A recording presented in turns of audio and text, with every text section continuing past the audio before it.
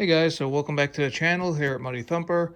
So we got a couple projects to do with the Argo. Try to get it up and running for next weekend, next moose hunting trip. So as I mentioned in the last video, the Argo is currently still draining the battery. So you can kind of see I have a big wiring mess going on. So I'll show you guys a little couple things. This is already done before I bought the Argo.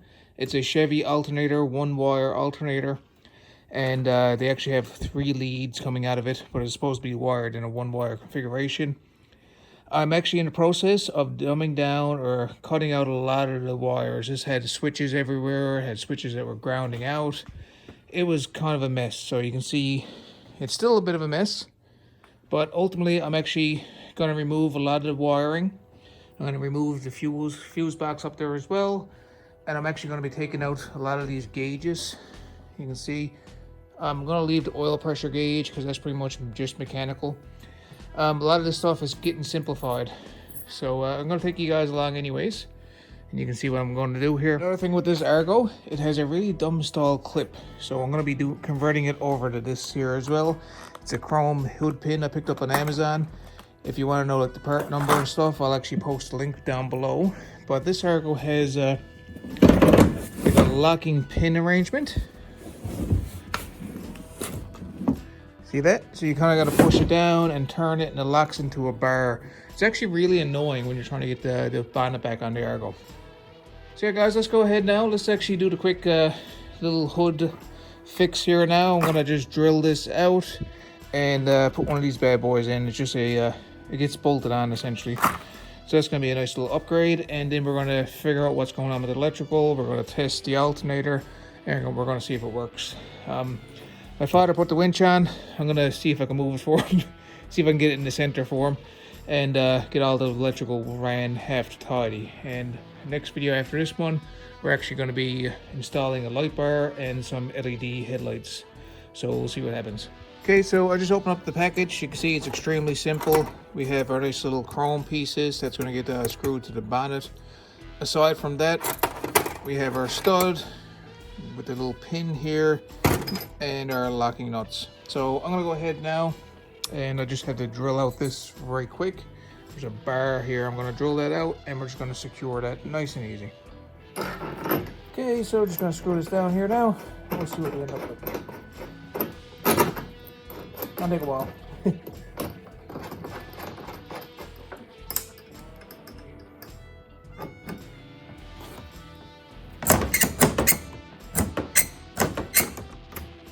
Hey guys, so I got that little hood pin there in place. It's good enough. I'm gonna haul this winch off here now. We're gonna redo the winch. That fuse box is gonna come off and we're gonna start dumbing down the system. Okay, so I'm starting to get some stuff stripped down. As you guys can see all the little holes, how many switches was actually on this thing. It's kind of like spacecraft. One issue when I was going down through the wiring. So this is normally where your starting solenoid is sitting. You see right here, that's actually stripped. So there was a ground, trying to ground off to the frame right here, and it was wiggling around. So stuff like that can certainly potentially drain the battery. And also you want good solid grounds, because if your battery, that main ground coming up there, if that's loose, technically you're not completing a circuit. So although voltage might be coming in, if it's not grounded, it's not going to charge properly. So I'm going to put on nuts and bolts here now. Guys, it's a Saturday evening. I have a gigantic beer out here. And I just figured out how the electrical works on one of these Argos. It's extremely simple, so I'll give you the quick rundown. So with your headlights up front, we got a light there and a light here. They have 2 main wires. You have a white and a brown. The brown is ground, white is power for your headlight. Basically on and off or positive, negative, pretty simple. Those wires feed back here. White goes into white on the ignition switch. Brown gets grounded out. It also taps into a brown on the ignition switch. It's basically a ground for your system there. If we look at the red coming out of ignition, we want to have that on a positive terminal where it's getting 12 volts. I have it right here because this is where it comes out of my kill switch, which is right here. Pretty simple. And what happens then when you have your positive, white turns into a switched power, means that when you turn the key on, that gets power, which you can power your fan and stuff. And you can also power your lights with, so it's a switched power. I need to fuse these, I need to solder it, but I just wanted to show you guys a quick rundown. Coming out of the ignition switch, it is a temporary trigger wire for the solenoid. So watch now, I'll put you guys on the stand. I will show you what I mean by the trigger and what I mean by the wiring. So just as an example, I have that red wire we were just looking at. It's still touching that nut, which means it's coming out of my kill switch. White is now live, so just as a quick example. Oh, I guess it would certainly help to turn the key, eh? Hang on now, get this somewhere safe. Right there, so it's not grounding out. Turn the key. This is my on position. So that means that this is live here now. That yellow's coming off the blower fan, the electrical fan down there. Pretty simple, eh? Kind of cool. So, yeah, I literally have to solder the connections. I have to put in a light switch over there. And then I'll do a separate video for you guys on how to wire up a light bar to an Argo and how to wire up like a winch like that one over right there. I'm also going to run the positive, just so you guys can see it. Zoom you out over here. I'm going to run the positive, which is on top of my winch. I'm going to put that on the other side of the kill switch as well. And the ground's going to a good ground. Hey guys, so let's see how much work now we can get done with it within an hour or two. So we're going to be actually leaving in the factory headlights. Father's going to be running a light bar, and he wants 2 little round lights on it. Maybe I'll mount them back kind of towards the rear because I got to cover that hole. So all right, let's get to work here now. Let's get our connections ran, and I'm actually going to disconnect the voltage regulator.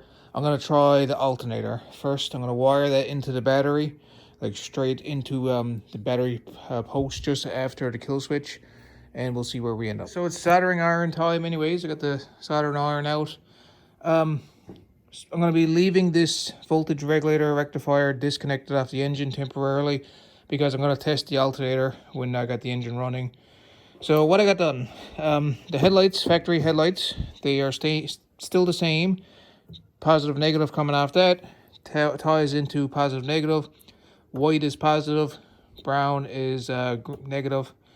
So we got the brown going back, that is grounded off right there. It's also part of the ignition switch, so that's grounded. So now I have my circuit. This is for my white. So I have to power my headlights with this, so I'm going to be running a switch that's going to go over here. Other than that, with the alternator, I have the main 2 cords that's coming down here on this side of my terminal, which is after my main kill switch. So basically, if I kill the kill switch, nothing's going to drain or potentially drain ever. Hey guys, so I actually wired this wrong last day, so I had to fix the wiring. I was thinking about it and it kind of came to me. But anyways, now it's fixed. I forgot I had to go through switch power for the lights and for the fan. So if I turn on my main kill switch, turn my key, got the fan, and I got my lights. But the light switch is actually in the on position. So if you turn it off, lights are killed or cut, and then you turn off main kill switch and completely dead, no drain whatsoever. So yeah guys, hopefully you found the little video helpful. I gotta go ahead now and fix all the wiring, how it's ran, so not really gonna record that because it's just me tidying everything up, making it safe and not a big nightmare or spider web going on. But I'm actually confident in it now. All my connections are pretty much soldered together. I got it taped over. So it's a lot better than the corroded old rusted out switches and all that stuff that was on this machine. Alright guys, thanks for watching. I'm going to go ahead now, get some work done, and get this all tidied up. See you again soon.